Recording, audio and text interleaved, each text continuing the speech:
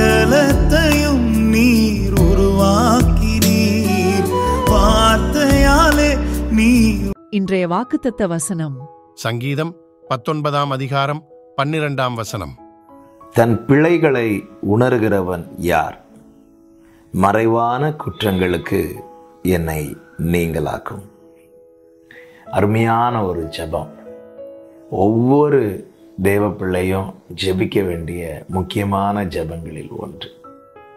மறைவான குற்றங்களுக்கு என்னை நீங்களாக்கும். மறைவான குற்றங்கள் என்று சொல்லும்போது அநேக காரியங்கள் பாவம் என்றே தெரியாமல் நாம் செய்கிறோம். ஆமென். பாவம் என்று தெரிந்து செய்கிற காரியங்கள் இருக்கிறது. பாவமே இது பாவமா என்று தெரியாமல் செய்கிற அநேக காரியங்கள் இருக்கிறது. நன்றாய் கவனிக்க வேண்டும். நாம் அறியாமல் செய்தாலும் பாவம் பாவமே. இதை நன்றாய் புரிந்து கொள்ள வேண்டும், உணர்ந்து கொள்ள வேண்டும். பாவம் செய்கிற ஆத்துமா சாகும். எனவே இந்த பாவத்திலிருந்து நாம் விடுவிக்கப்பட வேண்டும். இந்த பாவத்திலிருந்து நமக்கு ஒரு மீட்பு உண்டாக வேண்டும். இந்த பாவங்களுக்கு நாம் விலக்கி காக்கப்பட வேண்டும்.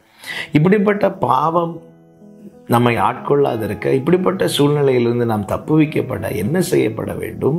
நாம் உணர்த்தப்பட வேண்டும். தன் பிள்ளைகளை நான் செய்து கொண்டிருப்பது பாவம் என நான் உணர்த்தப்படாமல், நான் உணராமல் அந்த காரியத்தை என்னை விட்டு அகற்றும் என்று என்னால் ஜெபிக்க முடியாது. எனவே தான் இங்கே சொல்லப்பட்டிருக்கிற தன் பிள்ளைகளை உணர்கிறவன் யார்? அந்த உணர்வு நமக்கு தேவை. அந்த உணர்வு நமக்கு உண்டாக அதற்கு மேலே படிச்சிங்கன்னா தெரியும்.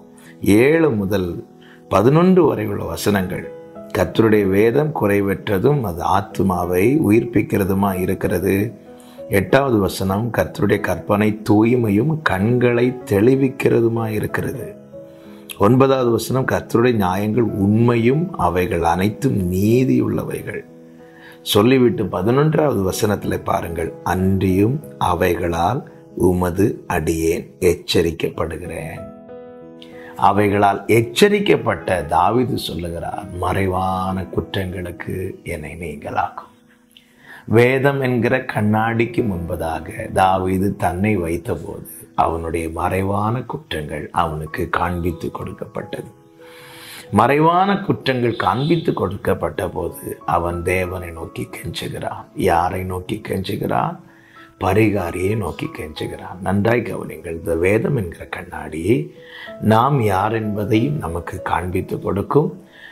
அதற்கான பரிகாரம், அதாவது உனக்குள்ள இந்த பாவங்கள் இருக்கிறது, இந்த அக்கிரமங்கள் இருக்கிறது என்பதை இந்த வேதம் தெளிவாய் காண்பித்து கொடுக்கும். காண்பித்து கொடுப்பதோடு நிறுத்தி விடாமல் அதற்கான பரிகாரத்தையும் இந்த வேதம் நமக்கு காண்பித்து கொடுக்கும். எனவே தான் அவன் தேவனை நோக்கி கெஞ்சுகிறான், பரிகாரியை நோக்கி கெஞ்சுகிறான்.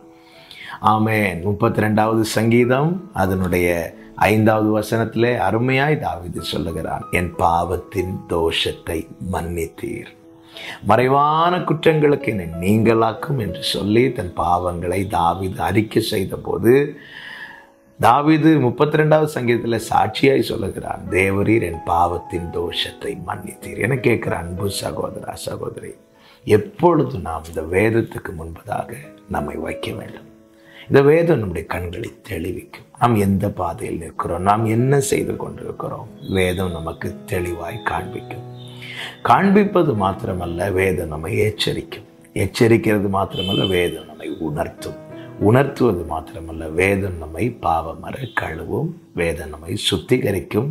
பரிகாரியாகிய கிறிஸ்துவனிடமாய் இந்த வேதம் நம்மை திருப்பி கொண்டு போய்விடும். எனவே மறைவான குற்றங்களுக்கு நீங்களாக இருக்க தேவன் ஒவ்வொருவருக்கு கிருபை செய்வாராக. உங்கள் வாழ்க்கையை இந்த வேதம் என்கிற கண்ணாடிக்கு முன்பாக வைத்து அனுதினமும் ஆராய்ந்து பாருங்கள். நிச்சயமாய் உங்களை பிழையற்ற பரிசுத்தவான்களாய் அவர் வரும்போது அவருடைய சந்நிதியில் நிற்க தேவன் கிருபை செய்வார். கர்த்தர் ஒவ்வொருவரையும் ஆசீர்வதிப்பாராக. கிருபை இரக்கம் நிறைந்த எங்கள் நல்ல தேவனே, தாவீதை போல நாங்களும் கேட்கிறோம், மறைவான குற்றங்களுக்கு எங்களை நீங்களாக்கி ரட்சியும். உம்முடைய திருசமூகத்திலே தாழ்த்துகிறோம். எங்களை உணர்வுள்ளவர்களாக உம்முடையவர்களாய் நிறுத்தும். இயேசு கிறிஸ்துவின் நாமத்தில் பிதாவே, ஆமென்.